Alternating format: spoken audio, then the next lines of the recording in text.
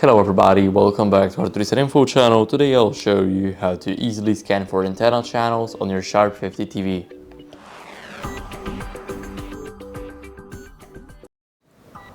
So first let's head over to the settings. Now here go over to the channels and inputs. Now here choose channels and go to antenna. Now click on channel scan.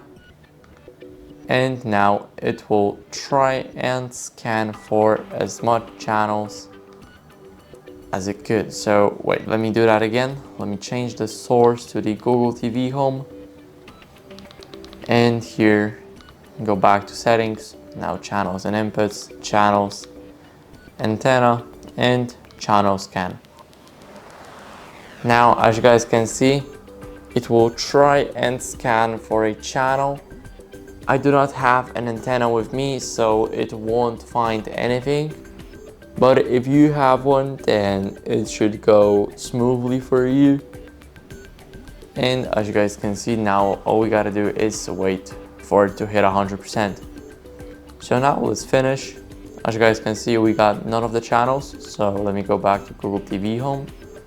And this is how you guys can easily scan for antenna channels. So that'll be it. Thank you guys for watching and see you next time.